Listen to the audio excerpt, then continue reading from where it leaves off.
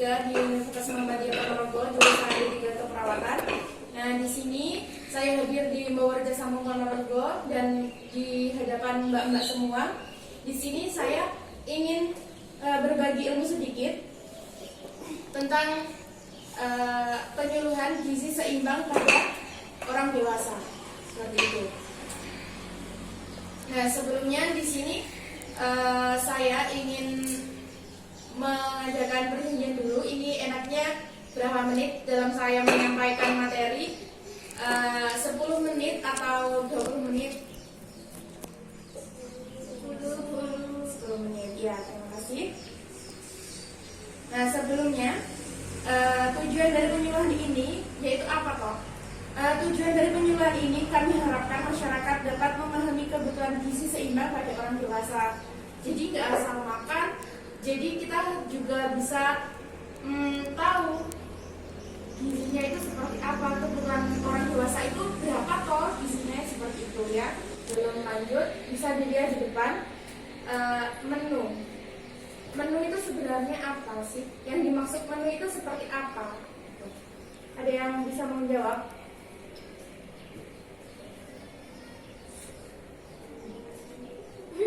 Ada yang menjawab?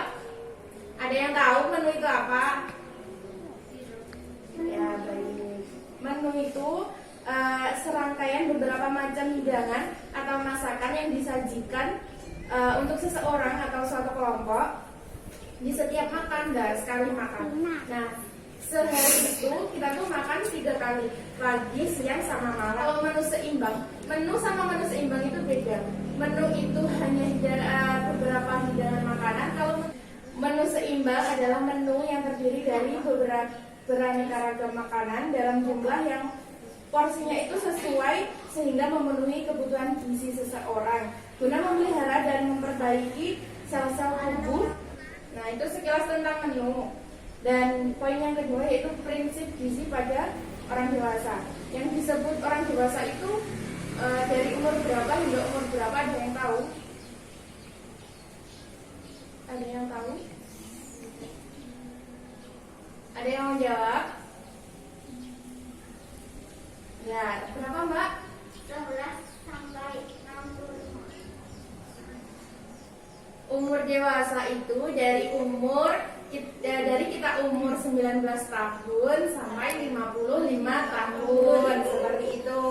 Nah, di usia ini kita tuh disebut usia yang produktif. Kenapa kok bisa produktif? Kenapa kok disebut usia produktif? Karena bila sukses ditandai keberhasilan dari suatu usahanya selama rentang waktu tertentu, semisalnya pencapaian tingkat pendidikan, keberhasilan berwirausaha, mapan dan alim, dan ciri khas pada orang dewasa telah dicapai dengan tinggi badan. Jadi kalau kita sudah dewasa, maka tinggi badan kita itu sudah tidak bisa bertambah lagi. Jadi ya sudah mentok sampai segitu aja. Nah, dimana pada saat dewasa ini kita tuh sangat penting untuk memelihara sel-sel tubuh guna menghindari berbagai jenis penyakit degeneratif yang bisa lebih cepat datang bila asupan gizi kurang bermutu. Pada wanita harus lebih berhati-hati. Karena kenapa kok wanita harus lebih hati-hati? Kenapa kok wanita itu harus berhati-hati? Karena wanita itu nantinya akan hamil dan menyusui, seperti itu. Jadi seorang wanita itu harus membutuhkan asupan gizi yang sangat bagus mutunya. Jangan sampai wanita memiliki resiko melahirkan bayi dengan BBLR. Apa yang dimaksud BBLR itu? Bayi BBLR itu seperti apa sih? Nah, bayi BBLR itu yaitu berat badan lahir ringan. Jadi bayinya itu kecil, kurang dari angka normal, seperti itu.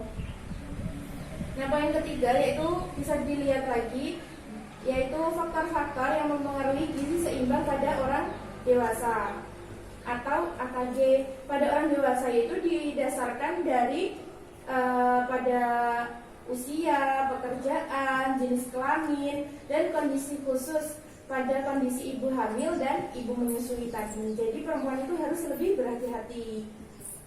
Dan ada pun faktor yang mempengaruhi AKG pada orang dewasa yaitu usia. Kenapa ke usia termasuk? Karena kebutuhan gizi pada orang dewasa 40 sampai 50 kalori per kilogram berat badan.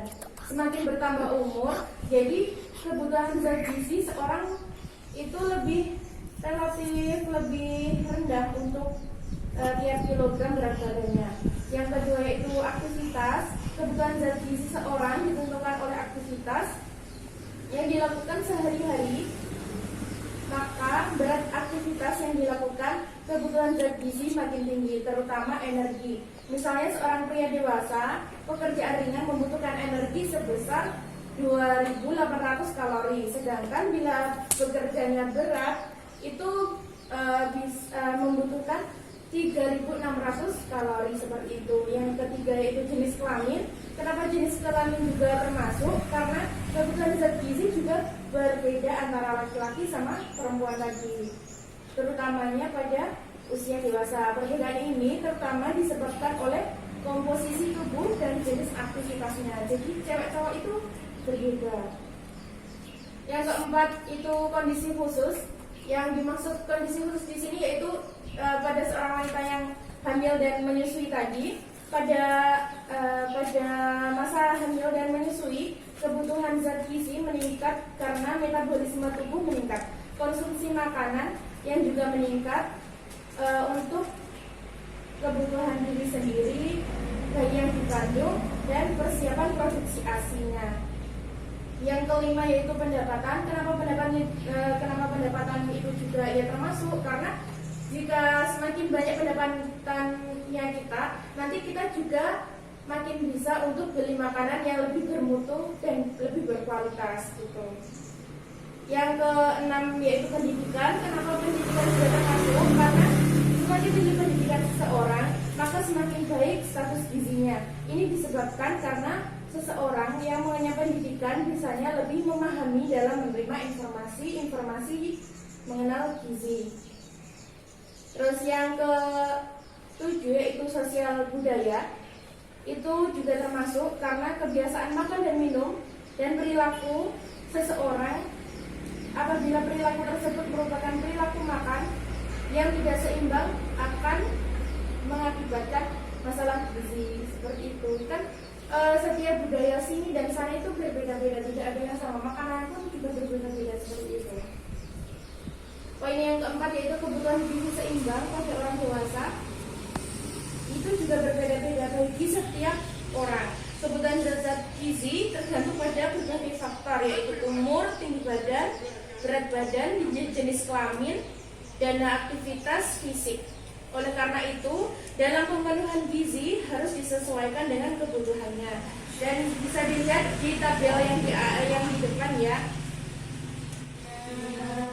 Selanjutnya yaitu poin kelima, kebutuhan vitamin. Angka kebutuhan vitamin pada kelompok usia dewasa umumnya dapat dipengaruhi apabila makanan sehari-hari sesuai dengan pesan gizi seimbang atau PGS.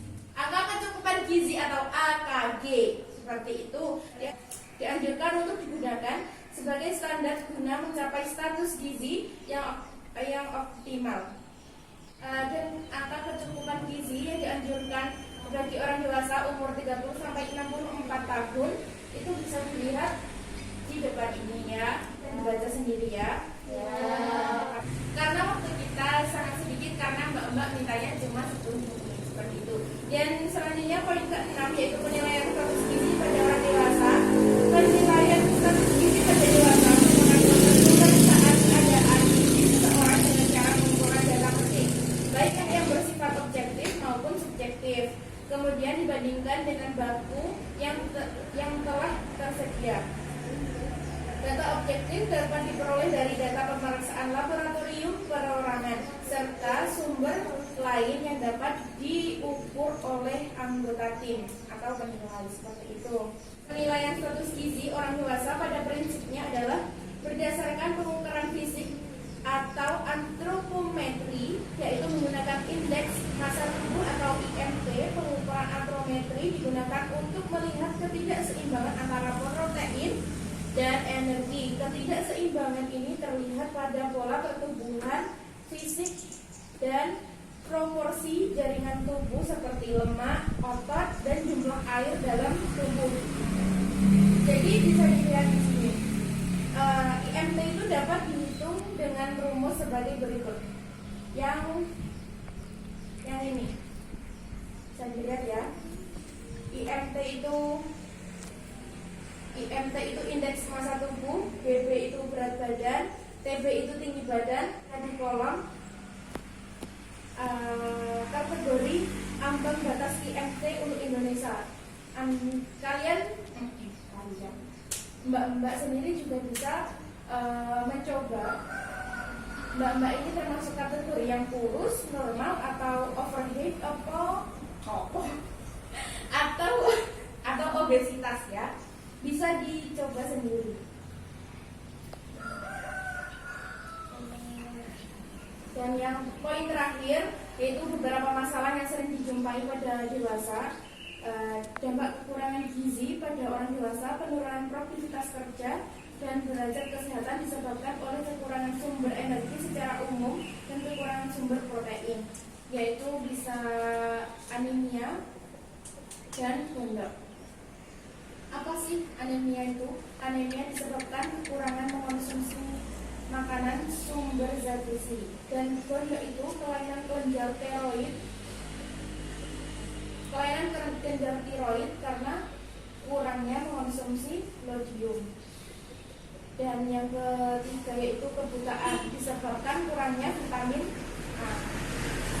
Dan dampak gizi lebih pada orang dewasa. Tapi kan yang kurang, kalau yang lebih menurut Depkes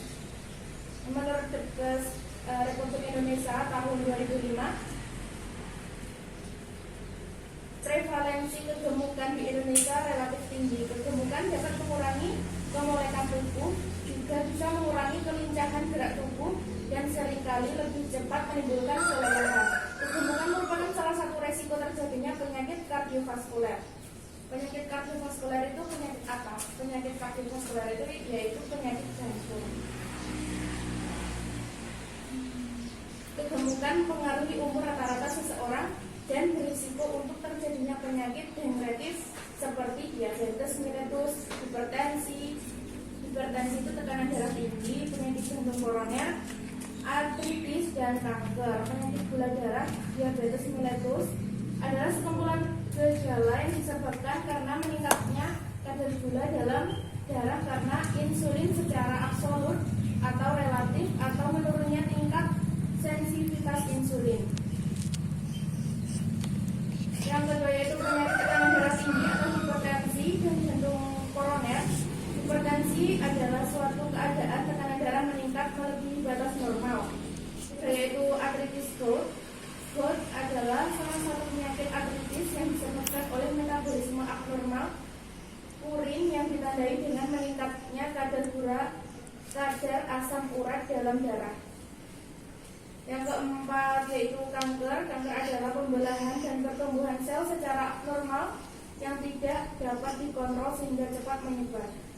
Beberapa faktor penyebab gangguan gizi yang dapat timbul penyakit kanker adalah kurangnya nafsu makan yang disebabkan karena faktor psikologis, dan loss respon terhadap kanker berupa cepat kenyang atau perubahan terhadap indera pengucap.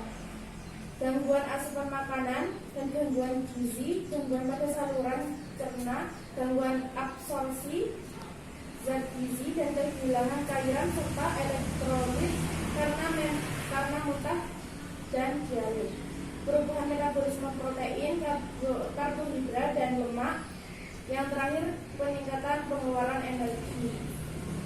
Dari beberapa poin tadi yang saya sampaikan, jika belum ada yang ditanyakan atau masih malu-malu atau masih ragu nanti, atau masih ada yang tambahan, nanti bisa ditanyakan kepada saya langsung, seperti itu. Nanti juga bisa menemui saya di belakang. Terima kasih atas waktunya. Saya sampaikan terima kasih. Bila ada kurang lebihnya saya mohon maaf. Bila fisabilillah, astagfirullah. Wassalamualaikum warahmatullahi wabarakatuh.